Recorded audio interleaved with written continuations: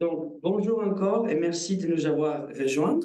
Et alors, je m'appelle Ricardo Madalozzo, je suis le gérant de projet du programme Mark Weinberg et j'ai eu l'honneur de bosser avec tous les fellows qui ont fait partie du programme depuis 2018.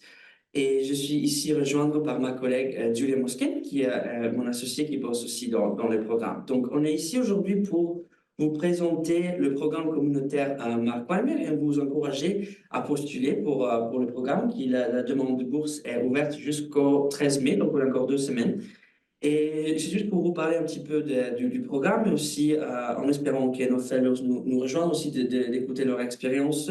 Et s'ils ne peuvent pas nous rejoindre, malheureusement, je vais quand même vous expliquer ce qu'ils ont fait pendant leur période de la bourse et aussi l'après le programme. Donc, c'est quoi le programme communautaire Mark Weiber? Le programme communautaire, c'est un programme de formation de 2 ans en prise en charge médicale des personnes vivant avec le VIH. Et ce programme, c'est aussi focalisé sur les soins appropriés pour les divers groupes de clients, y compris les populations clés. Donc, on veut vraiment que nos boursiers peuvent être exposés à plusieurs expériences et populations à la fin d'améliorer la prestation des services liés au VIH en Afrique. C'est un programme qui existe depuis 2018. L'idée est venue pendant la conférence AIDS 2016 à Durban, où les gens ont constaté qu'il y avait un manque de formations pour les médecins en Afrique subsaharienne et aussi être médecin du VIH, c'était pas nécessairement une aspiration de carrière de plusieurs. Donc, euh, on voulait améliorer ça et c'est pour ça que l'idée est venue du programme Mark Weimer et c'est dédié au Mark Weimer qui est un ancien président de la DIS qui est venu à manquer en 2017, qui était vraiment un pionnier pendant la recherche des thérapies antirétroviraux et aussi qui avait une grande passion pour les formations des futures générations de chercheurs et plaidoyers. Donc, ces programmes, ça dure 2 ans. C'est un an, c'est en Europe et un an, ça va être fait en Afrique. Et c'est un programme vous avez un mentor qui va vous suivre pendant chaque année. Et l'idée, c'est de rester connecté avec les mentors même après votre expérience dans le site. Pour l'instant, on a sept institutions qui font partie du programme. On a des relations avec eux. En Afrique, on a Fundação Manissa en Mozambique, the Infectious Disease Institute à Makerere University au Ouganda. On a le service des maladies infectieuses tropicales à l'Université des Fans à Dakar au Sénégal. On a avec l'Université Félix Houphouët-Boigny à Abidjan en Côte d'Ivoire et aussi l'université de KwaZulu-Natal en Afrique du Sud. Donc, si vous voyez que c'était les deux qui s'étaient en gros, c'est où on a les fellows les boursiers de notre programme du côté francophone ont fait leur expérience par là.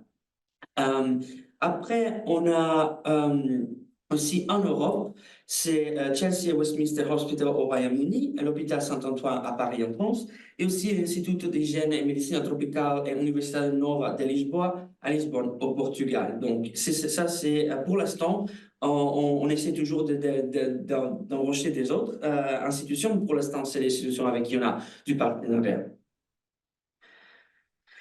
Donc, je vais toucher un petit peu sur quels sont les objectifs du programme. Donc, on a déjà dit, le but, c'est vraiment d'améliorer la prestation des services de VIH en Afrique. Mais plus en détail, c'est vraiment de fournir une exposition à différents systèmes de gestion en soins, parce qu'on se rend bien compte que les systèmes dans votre pays, ça peut être différent de ce que c'est ailleurs. Donc, mais cette exposition va vous équiper à devenir à améliorer encore plus le système de gestion dans votre propre région. C'est aussi d'améliorer aussi la prise en charge du VIH et aussi des maladies non transmissibles et transmissibles dans différents contextes. Aussi la compréhension des essais cliniques, des études, des cohortes et des cas des rapports d'audit publiés. Et aussi, en partie très forte du programme, c'est vraiment de renforcer la recherche et vous aurez aussi l'opportunité de faire un projet de recherche soutenu par le programme. En plus, comme je dis ça, après, vous pourrez aussi avoir des contacts avec des NGO, des associations des patients. Mais une chose que je tiens vraiment à dire, c'est que même si le curriculum, même si les objectifs, le but du programme, c'est le même pour tous les fellows, comment vous allez obtenir ces buts et ces objectifs, ça, c'est très individualisé. Donc, chaque fellow a vraiment son expérience individuelle et ça, c'est une chose que c'est très important de notifier. Donc, c'est quoi la structure du programme? Alors, le structure du programme, c'est vraiment le curriculum que je pas tous les parties, vous pouvez le trouver dans le site du fellowship qui vous indiquer le lien à la fin. Mais il y a quatre blocs fondamentaux du programme, c'est l'épidémiologie, le côté clinique, la recherche, aussi l'élaboration politique et du plaidoyer. Et comment ça se roule, ce curriculum? Donc, vous avez, comme vous avez dit, ça sera 2 ans, une année en Afrique et une année en Europe. Et aussi, si vous allez en Afrique avant ou en Europe avant, ça dépend. C'est pas strictement défini. Mais les modalités d'enseignement, c'est un enseignement en présentiel. Vous aurez, dépendant de où vous allez, il va avoir aussi l'opportunité de faire des courses à l'université dans leur pays. Donc, vous avez un enseignement en présentiel. Vous aurez des réunions avec les responsables, où il y aura des projets de recherche. Évidemment, il va avoir un côté de pratiques cliniques très important donc dans les centres de soins, aussi pour les patients qui sont hospitalisés et plutôt pour les outpatients. Il y aura aussi des téléconférences. Et comme partie du programme, si vous êtes sélectionné comme boursier, vous avez droit à 2 conférences internationales, soit la AIS ou AIDS-Conf, qui sont organisées par l'AIS. Et tout ça, ça sera payé pris en charge par le programme. Donc, pour les fellows qui vont être sélectionnés cette année, ça va être l'année prochaine en Afrique et en 2026 en Amérique du Sud. Donc, ces deux, ça vont être les conférences en présentiel que vous allez faire partie si vous êtes sélectionné. Et ici, vous pouvez voir quelques photos pendant la conférence. Dans la photo que vous voyez là, c'est en 2023 la conférence de Brisbane avec tous les fellows qui étaient là, le fellow du 2022 et 2023, et aussi le fellow de l'Asie-Pacifique, parce que le programme, c'était au début que focalisé sur l'Afrique subsaharienne, mais après, c'est devenu aussi en Asie-Pacifique.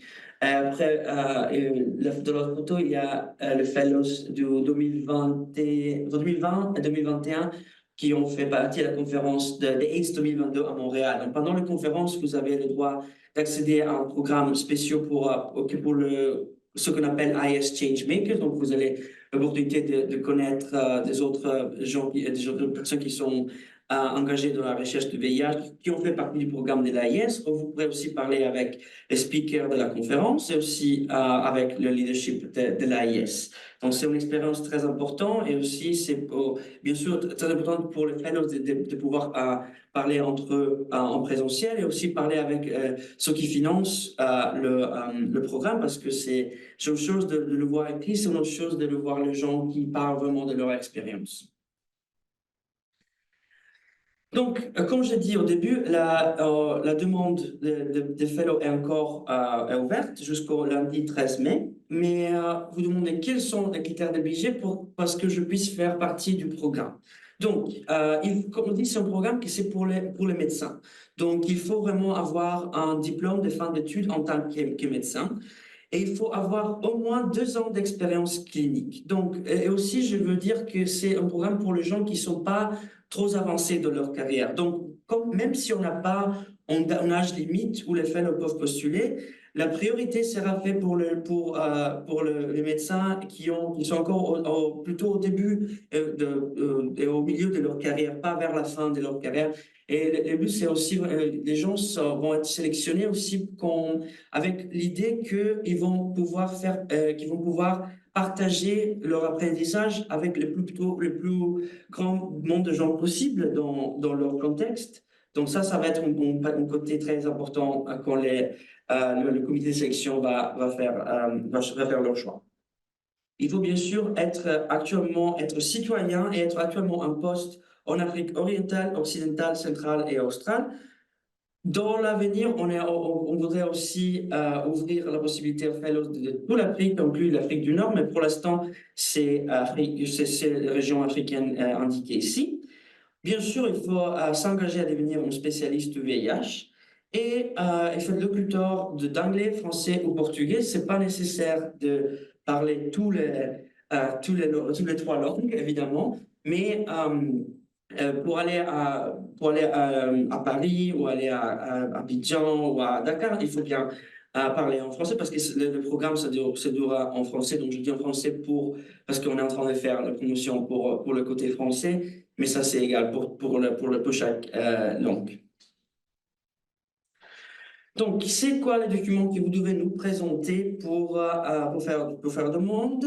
C'est un diplôme, un certificat de licence en médecine. Il faut bien vérifier que vous êtes un médecin. En copie de votre CV qui explique votre expérience et si vous avez publié des papiers dans des magasins scientifiques. Et il faut aussi une lettre de recommandation. Donc, je veux remarquer une chose pendant la lettre de recommandation. La date, ça doit être récent, donc ça doit être écrit exprès pour le programme Mark Weinberg. Donc, si la lettre de soutien indique pas le programme Mark Weinberg, votre demande, ça va peut-être même pas être considéré pour la prochaine étape. Donc, ça va pas être envoyé au comité de sélection. Il faut aussi dire que la personne qui va écrire votre lettre doit dire comment, dans quel cadre il vous connaît, comment vous avez bossé ensemble. Et aussi, c'est important de dire que votre organisation est prête à soutenir votre demande, dire on accepte que les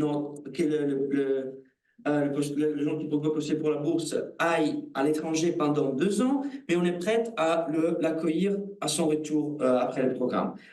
Ça, c'est parce que nous, vraiment, on veut bien sûr que vous ayez un endroit où retourner, mais on comprend aussi que ce qui est 2 ans, c'est pour votre organisation et où vous travaillez, c'est quand même une grosse demande à lui faire. Donc, on fait ça pour protéger vous et eux aussi. Et, donc et aussi, je veux dire une chose par rapport à la demande. Alors, on est dans une période où l'utilisation de l'artificial intelligence, de l'intelligence artificielle est très importante. Donc, on n'est pas en train de dire que c'est interdit de l'utiliser, mais quand on reçoit les demandes de bourse, on fait toujours un check pour voir on contrôle toujours s'il y a si l'intelligence artificielle a été utilisée trop. Donc, si on voit que les réponses que vous avez faites sont vraiment beaucoup influencées par l'intelligence artificielle, votre demande ne va pas être considérée pour la prochaine étape. Donc, encore, je ne veux pas dire qu'il ne faut pas l'utiliser parce que l'intelligence artificielle peut aider, ça peut être utilisé dans la bonne manière, mais utilisez-la dans une manière intelligente et utilisez votre propre mot pour faire votre demande. Donc, comme je l'ai dit, le programme, on a bien accueilli les premiers fellows boursiers en 2018 et depuis là, on a eu l'honneur de recevoir 18 personnes au programme. Et comme je l'ai dit déjà avant, on a aussi eu une expansion en Asie-Pacifique où on a 2 aussi qui ont fait partie du programme là-bas, mais on est focalisé sur les côtés africains. Donc, j'ai mis ici une map avec tout les régions où on a eu fellows qui ont fait partie du programme. Donc, vous voyez, on a eu plutôt contexte africain. On a eu du Guinée-Bissau, Côte d'Ivoire, Ghana, Bénin, Cameroun, Angola, République démocratique du Congo, Kenya, Tanzanie et Mozambique. Donc, ça continue vraiment à grandir. Et donc, nous avons hâte accueillir encore 3 nouveaux boursiers et peut-être qu'il va y avoir des autres pays additionnels qui vont s'ajouter à la map que vous voyez ici. Mais aussi, c'est important de voir un visage des gens qui ont fait partie du programme. Donc, du côté francophone, on a eu plusieurs boursiers. On va commencer en 2018 avec Adama Doumbia, qui de Côte d'Ivoire. On a eu en 2020 Kikayembe Kakes, qui est de Kinshasa, République démocratique du Congo. En 2021, on a eu le Dr Bruce Wemboulioshin, qui est ici avec nous. Dans quelques instants, je vais lui demander de partager son expérience. Après, on a eu en 2022 Axel Ilagansou du Bénin. Et en 2023, Warda Toudi Moutada du Côte d'Ivoire. J'ai aussi ajouté ici Dr. Modeste Njigungwambila, qui malheureusement, il n'a pas pu nous rejoindre aujourd'hui parce qu'il avait notre conférence au dernier moment. Mais il est camerounais, il a fait l'expérience en Afrique du Sud et maintenant au Royaume-Uni, mais il est aussi francophone, hein, il parle parfaitement français aussi. Euh, ça c'est le côté de présentation, donc je comprends que j'ai partagé beaucoup d'informations, donc si vous avez des questions, n'hésitez pas de les mettre dans la chat que vous avez ici sur Zoom, et nous allons le répondre dès que possible. Mais pour l'instant, j'aimerais, comme Dr. Bruce, il est ici avec nous, j'aimerais bien lui donner la parole pour qu'il puisse partager son expérience à Paris et à Dakar et ce qu'il a appris pendant la fellowship. Donc, Bruce, si tu es là, je peux te demander de partager ton expérience. Oui, merci Ricardo. Salutations d'abord à tout le monde. Je suis très content de... Attendez, je vais allumer le micro, pardon, la caméra, comme ça vous allez me voir.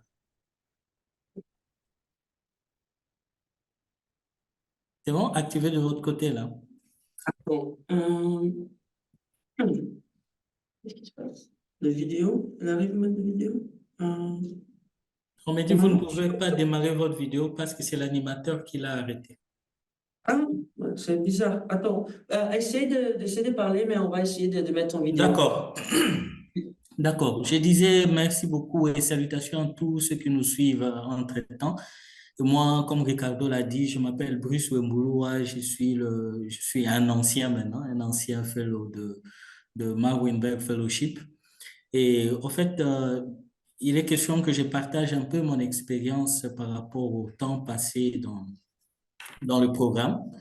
En fait, après ma sélection, moi, déjà quand j'ai fini ma médecine, je suis venu au Sénégal. J'ai fait 4 ans pour faire ma spécialisation en maladies infectieuses.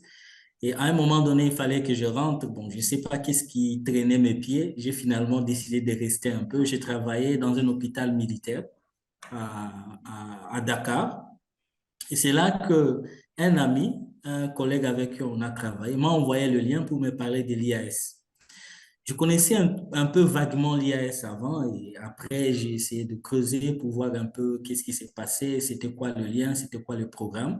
Et ça m'a tout de suite intéressé parce que même si j'étais ici en spécialisation, j'avais déjà un programme bien conçu dans ma tête parce que moi je suis de la RDC, je viens particulièrement d'un coin un peu chaud, la partie Est où il y a la guerre, il y a beaucoup de problèmes et aussi, il y a un souci de recherche à ce coin du pays-là. Alors, j'ai conservé déjà un programme pour voir comment, comment intervenir sur le plan recherche, comment intervenir sur le plan prise en charge des patients VIH et prise en charge des patients hépatites.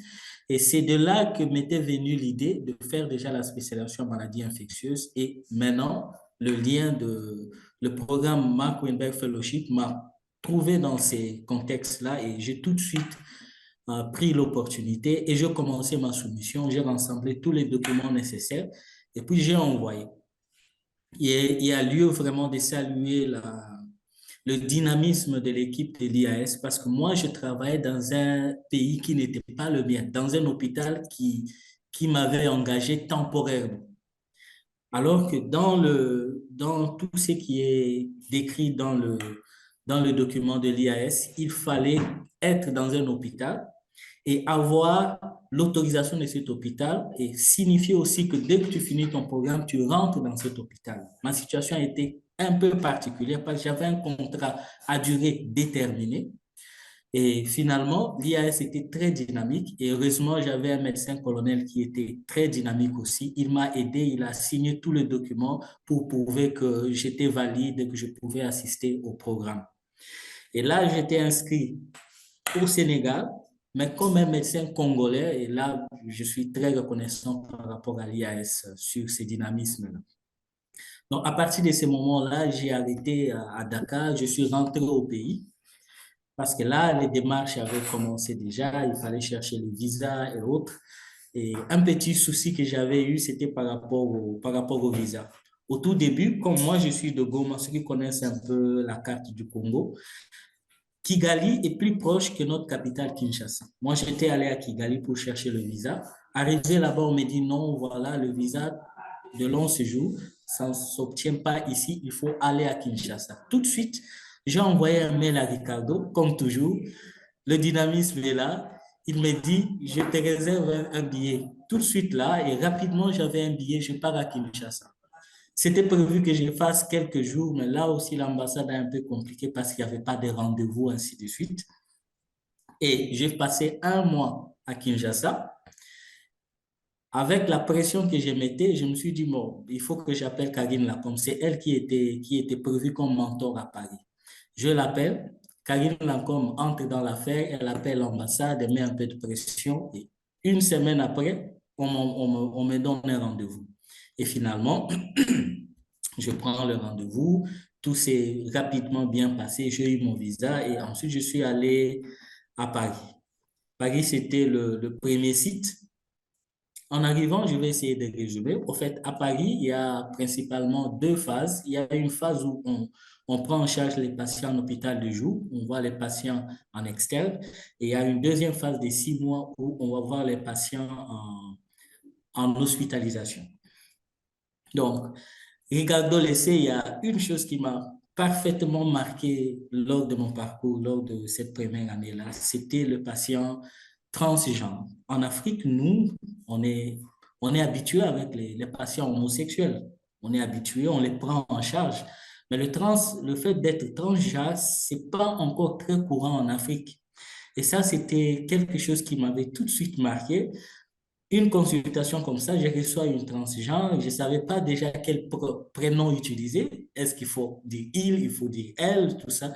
Heureusement, j'avais des gens qui m'accompagnaient. Et vous savez, un bon Africain, j'avais des préjugés en tête, tout ça. Mais quand je suis entré en contact avec ces personnes-là, on a discuté, ce sont des personnes qui sont totalement ouvertes, ce sont des personnes qui ont besoin de soins, ce sont des personnes qui ont besoin d'un accompagnement.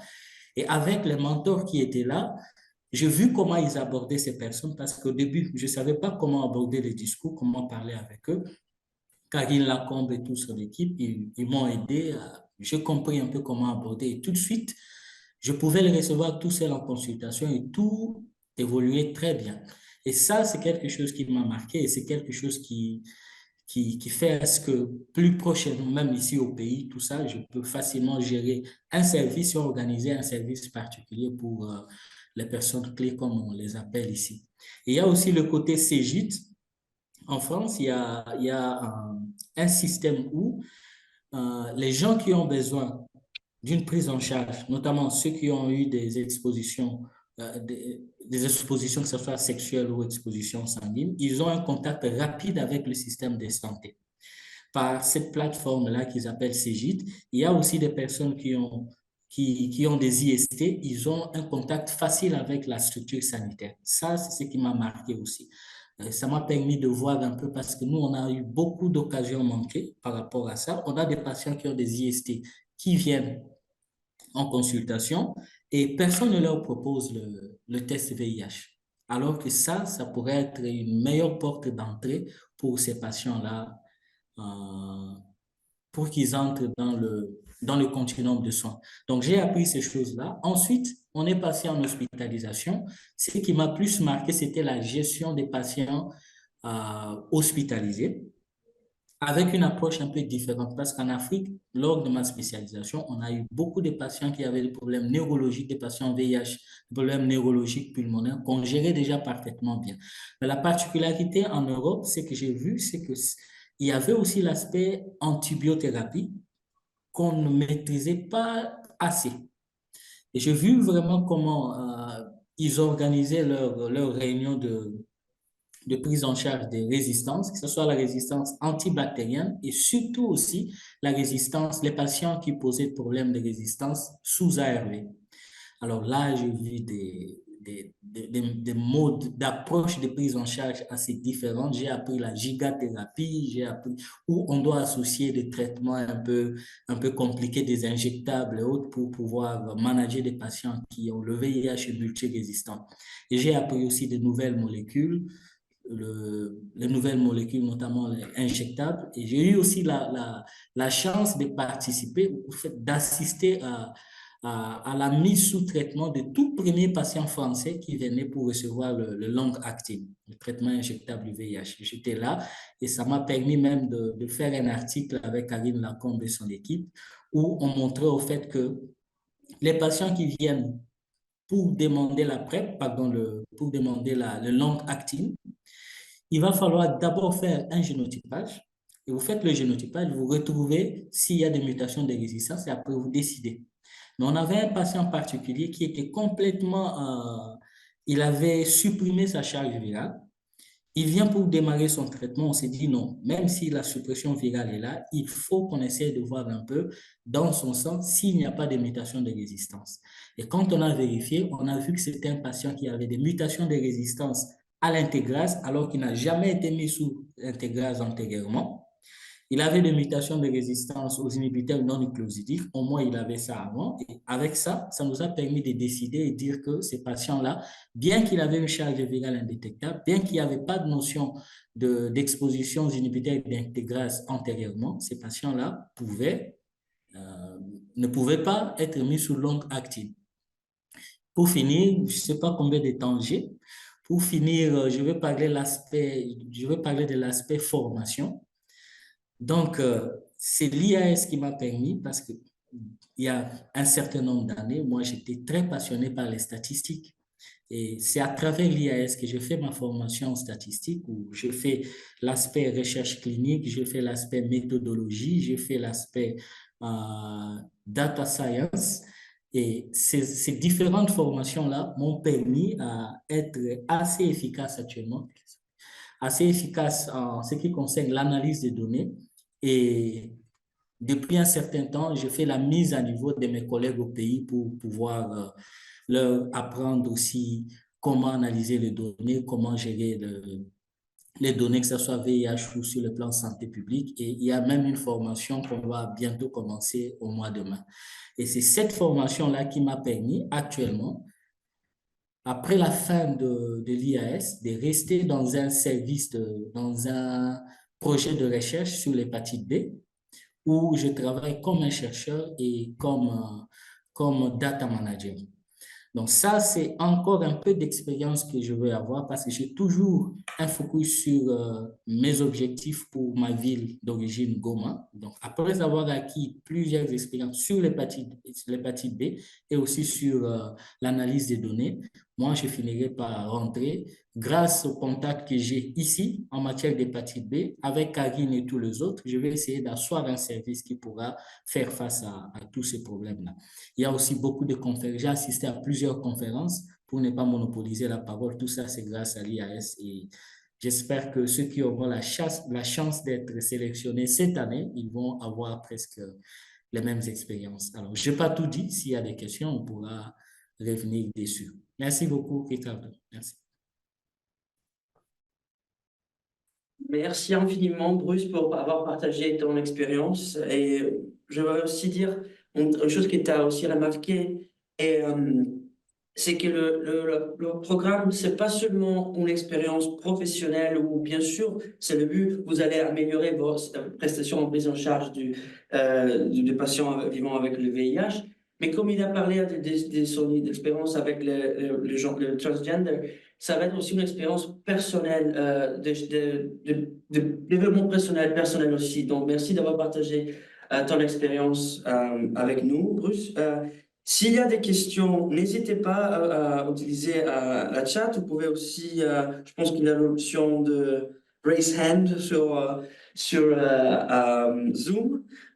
Il y a une question qui demande si les infirmiers peuvent pas postuler pour le programme. Alors, malheureusement, pour l'instant, non, parce que c'est, comme j'ai expliqué, c'est un programme pour médecins. Mais nous vous invitons à partager la demande de bourse avec votre collègue qui sont médecins de votre institution. Et comme ça, vous pourrez, même si ce n'est pas en manière directe, vous pourrez aussi bénéficier du programme en manière indirecte si quelqu'un de votre institution va pouvoir en faire en partie parce que comme a déjà parlé aussi Bruce, ils sont équipés avec des nouveaux connaissances de partager avec toute l'équipe infirmière inclus. Merci, Dr. Vedaste Akorimana, pour votre question.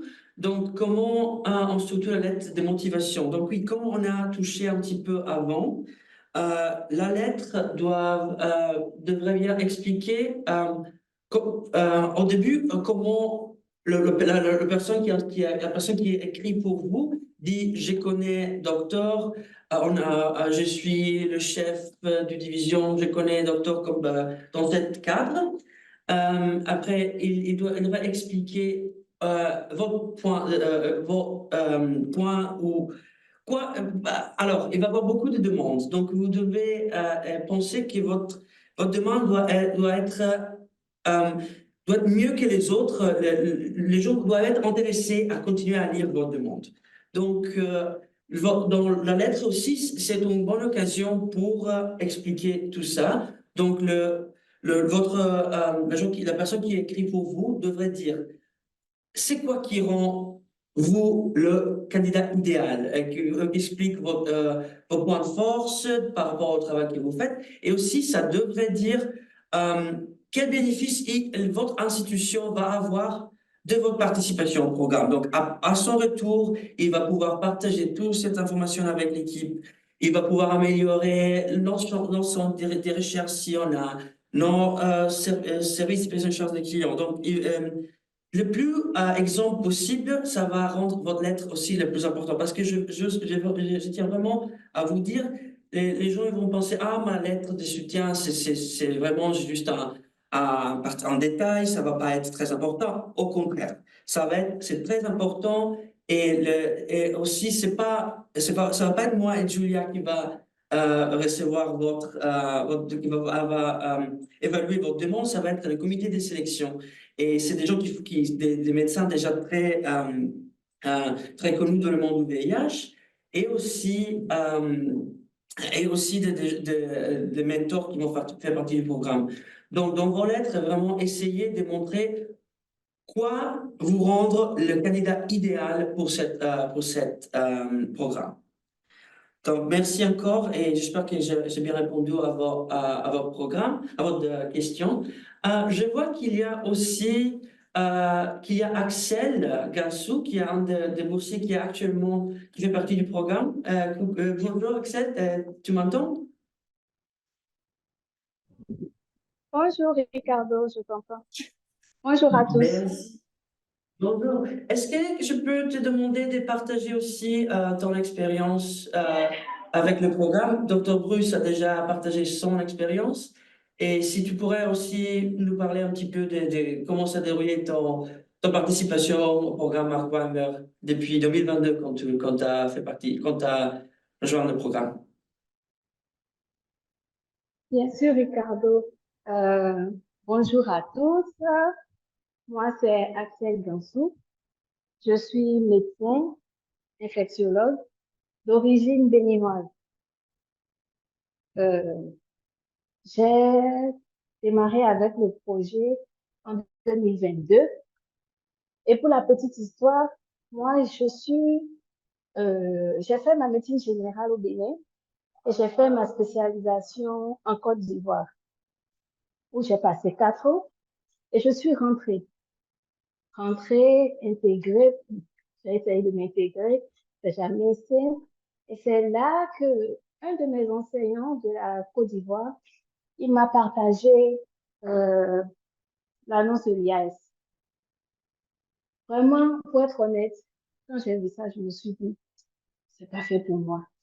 Qu'est-ce qu'ils vont faire avec un petit médecin infectiologue qui vient d'un pays, un tout petit pays qu'on appelle le Bénin, franchement, j'ai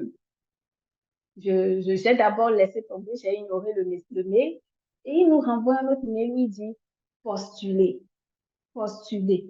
Mettez toujours toutes les chances de votre côté, postulez.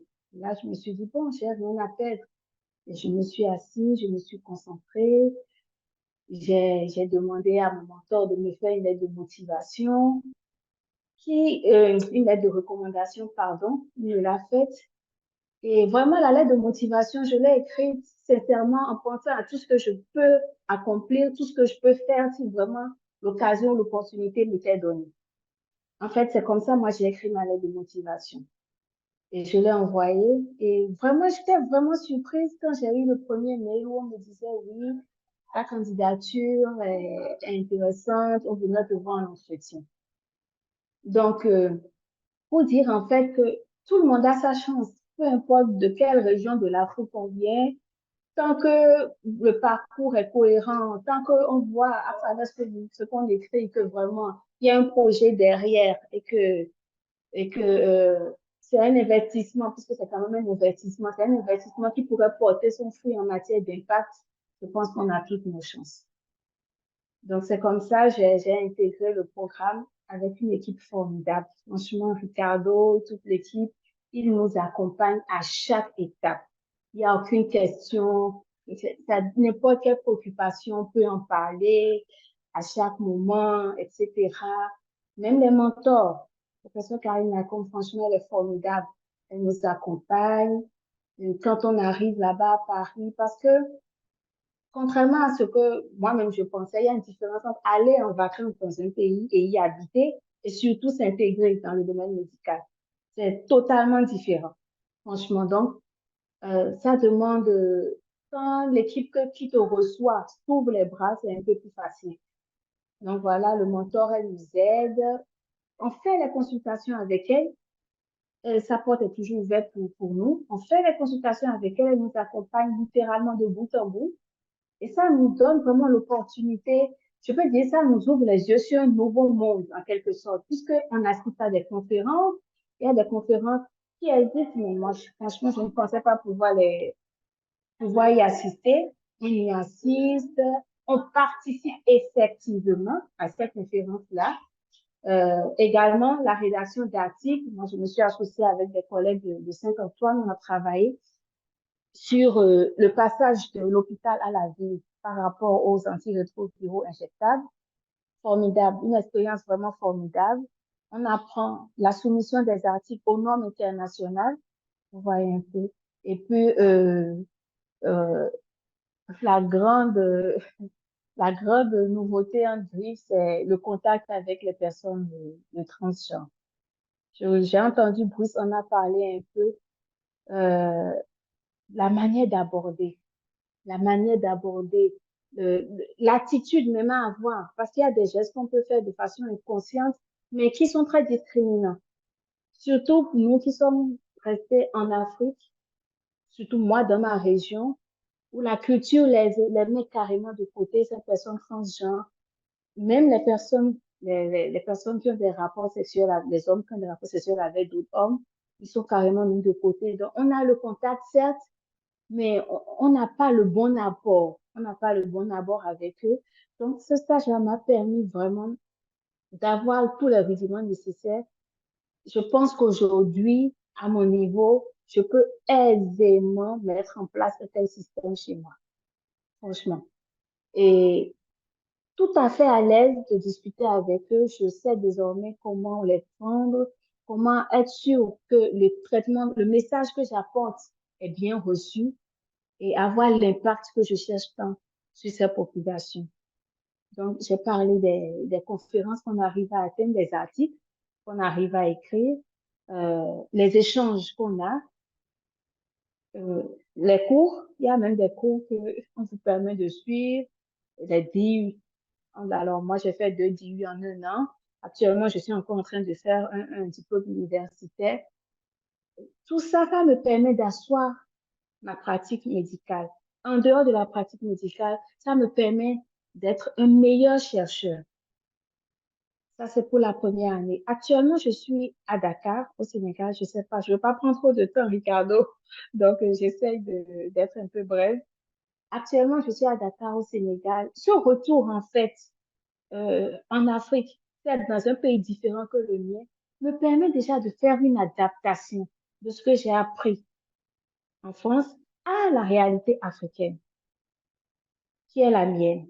Donc, je fais lentement cette adaptation-là. Et l'IAS nous donne une opportunité à travers des études de commencer à appliquer les recherches. Donc, actuellement, de ce que j'ai vu, de ce que j'ai lu, je travaille sur des infections opportunistes chez les personnes qui ont le VIH. Et j'arrive avec ce que j'ai appris à faire une recherche, je vais dire, dans les bonnes normes, afin que ça puisse avoir un impact. Donc, voilà un peu pour moi, l'aventure continue encore pour quelques mois.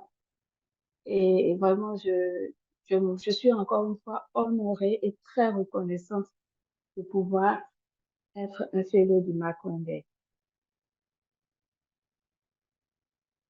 Merci infiniment, Axel, pour avoir partagé avec nous ton expérience. Et je tiens à dire aussi que c'est un honneur aussi pour l'AIS de bosser avec Axel, avec Bruce et tous les autres boursiers qui ont fait partie du programme. Parce qu'on voit vraiment, avant la fellowship et après la fellowship, on voit vraiment l'impact concret et important le programme a eu sur leur carrière professionnel et comme j'ai dit avant, et Axel a réitéré aussi par rapport à l'expérience avec les personnes transgenres, c'est une expérience personnelle aussi et il ne faut pas oublier ces côtés-là non plus.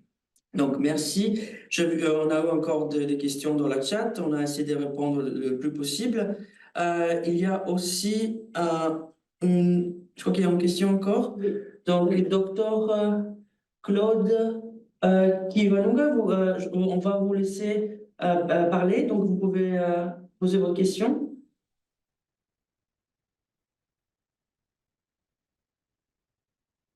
Si vous êtes là, vous pouvez parler, je pense, en ce moment.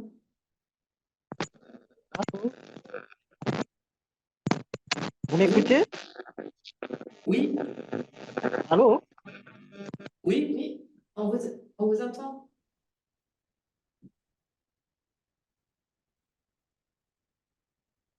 Je crois qu'il y a un problème de connexion, peut-être.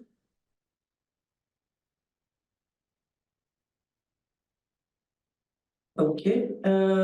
Docteur, si vous n'arrivez pas à parler, vous pouvez écrire votre question euh, dans la chat ou le Q&A, on va vous répondre tout de suite.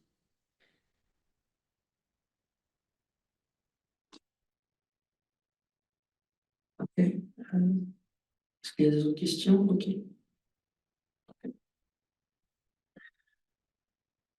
S'il n'y a pas des autres questions, vous pouvez nous écrire toujours à l'email, c'est mwfellowship@isociety.org. Et aussi, Julia va mettre dans le chat ici le lien pour postuler. Et on est tout le temps disponible pour répondre à vos questions par email. Je tiens à la date limite encore, c'est lundi 13 mai à 23h59, heure d'Européen central. Et normalement, le programme, la sélection se déroulera dans une semaine. Ah, docteur Claude, vous êtes là? Oui, je suis là. Raison pour laquelle je vous attendais. Je suis là. Je Non, voulais non. parler. Oui, oui, allez-y, désolé, on ne vous entendait Oui, plus. j'ai posé la question, c'est comment postuler? Parce que moi, je travaille sur les VIH et malaria, cette comorbidité. Je pense que cette Oui. bourse me permettra un peu d'avoir un peu une étude pointée et puis creuser sur les VIH. Raison pour laquelle je voulais savoir un peu comment sont les modalités. Parce que moi, je suis en RDC. Mhm. Je suis en biologie moléculaire comme apprenant. Je suis presque au niveau terminal. Je voulais savoir les démarches pour postuler enfin de bénéficier de cette bourse qui me fera quand même beaucoup du bien pour asseoir mes recherches et approfondir aussi comment.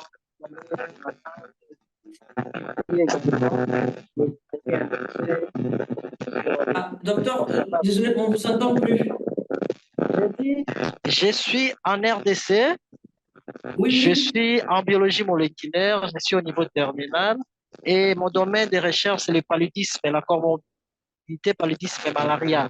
Raison pour Oui. laquelle j'ai dit cette bourse, elle sera pour moi un bénéfice pardon, pour me permettre de faire avancer mes études et puis de creuser aussi dans les domaines du VIH.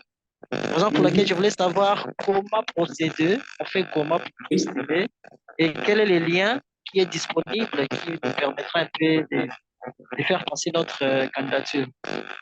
Oui, merci. Bah, alors, le lien pour postuler, c'est déjà mis dans la chat qui Julia vient d'envoyer. Donc, comme on a dit au début du programme, pour ceux qui étaient pas, et qui ont nous rejoint un petit peu plus tard au début de la présentation. Donc, pour postuler pour le programme, il faut d'abord être médecin et d'avoir déjà terminé les études de médecine et d'avoir 2 ans d'expérience clinique déjà complétée. Donc, il n'y a pas un âge minimum d'âge ou maximum d'âge pour quand vous pouvez postuler. Mais il faut avoir 2 ans d'expérience clinique déjà. Donc, vous avez déjà voir des patients, être engagé dans la prise en charge des patients vivant avec le VIH. Ça, Oui, c'est... moi, Oui. oui, moi, je suis à plus de 2 ans, je suis à 7 ans de carrière médicale. Parfait. Oui, parfait. Donc, vous pouvez bien postuler. Et dans le lien, et le processus de sélection, la limite, c'est le 13 mai. Donc, après la période de révision des demandes, ça va être fait dans la semaine du 15 au 22 mai. Et pendant cette période, donc, les demandes qu'on a reçues vont être envoyées au comité de sélection qui vont le vérifier. Après, le 24, à peu près vers le 24 mai, il va y avoir ce qu'on appelle Selection Call. C'est où on va faire un appel avec le comité de sélection avec toutes les langues, parce qu'on a anglais, français et portugais. Et là, on va sélectionner un numéro des personnes pour faire un entretien. Donc, normalement, c'est entre 2, 3, parfois même 4 par groupe de linguistique. Après, il va y avoir le mentor qui va faire un entretien. Et un entretien, c'est plutôt une conversation. Donc, c'est une opportunité pour le candidat de partager son expérience, son carrière jusqu'à l'instant, et aussi pour l'équipe de mentors de voir le potentiel qu'ils ont de bosser avec le candidat. Donc, normalement, un entretien, c'est suffisant. Parfois, 2, c'est nécessaire. Comme c'est passé avec Bruce, il y a eu un deuxième entretien parce qu'entre 4, le comité voulait faire une deuxième conversation avec le candidat. Et après cet entretien, c'est quand le fellow, le boursier est sélectionné. Et après ça, on aura une conversation avec l'équipe de l'AIS pour décider où le fellow va aller. Normalement, dans le côté français, c'est plutôt simple. C'est Paris pour l'Europe et soit à Abidjan, soit Dakar pour le côté africain. Mais c'est aussi une conversation pour nous, pour décider ce que c'est mieux pour le boursier. Et après, on va signer un contrat et normalement, l'idée, c'est pour le boursier de commencer le premier année. Donc, alors, comme je dis, c'est très individualisé. Pour l'instant, tous les fellows qui ont fait partie du programme de côté francophone ont fait le premier année à Paris. Parce que normalement, on évite d'avoir plus qu'un fellow dans la même institution en même temps. C'est pour aussi pas pour ça peut arriver d'avoir 1, 2 mois où il y a 2 fellows, mais pas pour le période entier. Et c'est une manière de s'assurer que le fellow a un mentorship individualisé le plus possible. Et donc, normalement, ça commence entre octobre et novembre et reste jusqu'à l'année après, septembre-octobre, après une pause pour aller rentrer au pays d'origine, pour passer du temps avec la famille et finaliser les demandes de visa si nécessaire. Et après, la deuxième année, c'est encore novembre jusqu'à octobre de l'année après. Donc, oui, comme vous voyez, c'est un programme intense, mais c'est aussi un programme très intéressant et, euh, ça va vous aider énormément dans votre carrière. Donc, j'espère que ça a répondu à vos questions, Dr. Kivangwa. Et je vois Oui, aussi oui, que... Merci en tout cas, beaucoup. vous êtes clair. Merci. Merci pour votre question et de nous avoir rejoints pour le webinaire. Je vois qu'il y a encore une question dans la chat. Pour le mentor. Alors, merci, docteur, pour votre question par rapport au mentor. Donc, le mentor, c'est quelqu'un qui qui est dans l'institution où vous allez faire le programme. Donc, c'est pas quelqu'un qui doit être de votre pays. Donc, Bruce et Axel ont mentionné professeur Lacombe, donc à Paris, à l'hôpital Saint-Antoine. Le mentor qui est, c'est professeur Karine Lacombe. Donc, c'est le prof qui va vous suivre et va être là pour vous pendant le programme, qui va aussi vous aider à trouver des objectifs pour votre programme et qui va vous créer la période où vous allez faire hôpital de jour, la partie que vous allez faire hospitalisation, la partie des cours universitaires que vous allez suivre. Et la même chose, ça va être en Afrique. Et l'idée, c'est que vous pouvez rester en contact après. Bruce est toujours en contact avec le professeur Lacombe, psychique avant. Et donc, les mentors, c'est pas quelqu'un de votre organisation au pays où vous êtes d'origine, mais ça va être dans l'institution où vous allez faire le programme. Donc, j'espère que ça a bien répondu à votre question. On est bientôt à l'heure, donc je ne veux pas vous prendre trop de votre temps. Si vous avez encore des questions, vous pouvez les mettre ici. Alors, non, docteur, vous ne devez pas le contacter. Ça va être le mentor, ça va être. Vous allez connaître si vous passez la première étape et vous êtes contacté pour un entretien. Et après, ça va être l'équipe du AIS qui va vous mettre en contact avec eux. Donc, il n'y a rien à faire dans ce domaine-là. Ok, merci beaucoup. Merci. Alors, merci à tous. Vous étiez très nombreux. On vous remercie vraiment d'avoir fait partie de ce programme. N'hésitez pas à nous contacter si vous avez des questions. On espère vraiment que vous allez postuler au programme parce que c'est vraiment une expérience très importante. Et aussi, Julia et moi, on se rejoint de vous accueillir au programme. Et aussi, encore, on sincère merci à Bruce et Axel qui ont partagé avec nous leur expérience. Ah, Cette c'est vidéo- Julia. C'est Julia. Ah, ok. D'accord. Ah, jamais vu. Je vous ai jamais vu. On discute, on ne s'est pas encore vu. Très content. Oui, Enchanté. Julia fait partie du programme de l'équipe de Malcolm depuis quelques mois. Donc, si vous êtes choisi, vous allez bosser beaucoup avec Julia. Elle va être le point de contact entre l'AIS et les fellows. Aussi, je tiens à dire que ce webinaire est enregistré. Il va y avoir un email de date limite s'approche qui va être envoyé lundi et vous allez voir l'enregistrement dans l'email et aussi ça va aller dans la plateforme AIS Plus. Donc, vous pourrez voir cette webinaire dans le futur dans cette plateforme aussi. Encore une fois, merci à tous de nous avoir rejoints et on attend avec impatience votre demande pour le programme. On vous souhaite un très bon reste de la journée et merci encore. Merci beaucoup. Au revoir.